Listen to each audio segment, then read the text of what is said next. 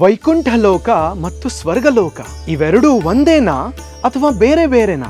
ತುಂಬಾ ಜನ ವೈಕುಂಠ ಲೋಕ ಮತ್ತು ಸ್ವರ್ಗಲೋಕ ಇವೆರಡೂ ಒಂದೇ ಎಂದು ತಿಳ್ಕೊಂಡಿರ್ತಾರೆ. ಆದರೆ ಇವೆರಡರ ಮಧ್ಯ ಬಹಳ ವ್ಯತ್ಯಾಸವಿದೆ.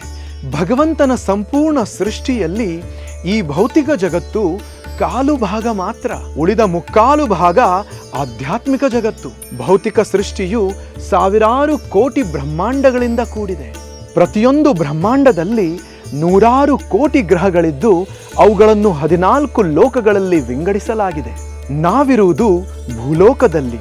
ಇದರ ಕೆಳಗಡೆ ಅತಲ ವಿತಲ ಸುತಲ ತಲಾತಲ ಮಹಾತಲ ರಸಾತಲ ಮತ್ತು ಪಾತಾಳ ಲೋಕಗಳಿವೆ. ಮತ್ತು ಮೇಲ್ಗಡೆ ಭುವರ್ಲೋಕ, ಸ್ವರ್ಗಲೋಕ, ಮಹರ್ಲೋಕ, ಜನಲೋಕ, ತಪೋಲೋಕ ಮತ್ತು ಸತ್ಯಲೋಕಗಳಿವೆ. ಮನುಷ್ಯನ ಪಾಪ ಮತ್ತು ಪುಣ್ಯಗಳಿಗೆ ಅನುಗುಣವಾಗಿ ಮರಣಾನಂತರ 14 ಲೋಕಗಳಲ್ಲಿ ಯಾವ ಲೋಕ ಬೇಕಾದರೂ ಪ್ರಾಪ್ತಿಯಾಗಬಹುದು. ಸ್ವರ್ಗಲೋಕದಲ್ಲಿ ಇಂದ್ರ, ಚಂದ್ರ, ವರುಣ, ವಾಯು, ಸೂರ್ಯ ಮುಂತಾದ ದೇವತೆಗಳು ವಾಸಿಸುತ್ತಾರೆ. ಸ್ವರ್ಗದ ನಿವಾಸಿಗಳು ಬಹಳ ದೀರ್ಘಾಯುಷಿಗಳಾಗಿದ್ದು ಇಂದ್ರಿಯ ಭೋಗವನ್ನು ಅಪಾರವಾಗಿ ಸವಿಯಲು ಎಲ್ಲ ಸೌಕರ್ಯಗಳು ಅವರಿಗೆ ಲಭ್ಯವಿರುತ್ತವೆ.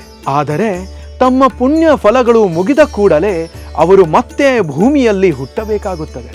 ಸ್ವರ್ಗಲೋಕವು ಶಾಶ್ವತವಲ್ಲ, ಅದು ಸಹ ನಿಯಮಿತ ಕಾಲದಲ್ಲಿ ಸೃಷ್ಟಿ ಮತ್ತು ಲಯವನ್ನು ಹೊಂದುತ್ತದೆ. ವೈಕುಂಠ ಲೋಕಗಳಿರುವುದು ಆಧ್ಯಾತ್ಮಿಕ ಜಗತ್ತಿನಲ್ಲಿ, ಅಂದರೆ ಭೌತಿಕ ಸೃಷ್ಟಿಯಿಂದ ಬಹು ದೂರ ಬ್ರಹ್ಮಾಂಡಗಳ ಗಡಿಯಾಚೆ.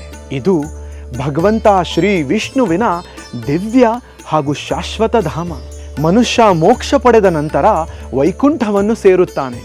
ಇಲ್ಲಿ ಜನನ, ಮರಣ, ರೋಗ, ಮುಪ್ಪುಗಳು ಇಲ್ಲ. ಎಲ್ಲರೂ ಭಗವಂತನಿಗೆ ಪ್ರೇಮಪೂರ್ಣ ಸೇವೆಯನ್ನು ಸಲ್ಲಿಸುತ್ತಾ ಯಾವುದೇ ಆತಂಕವಿಲ್ಲದೆ ಪರಮಾನಂದವನ್ನು ಅನುಭವಿಸುತ್ತಾರೆ.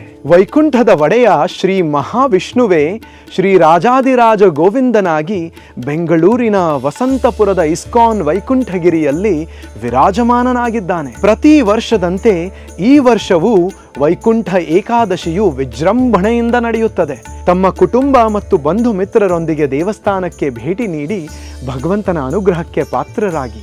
ಹರೇ ಕೃಷ್ಣ.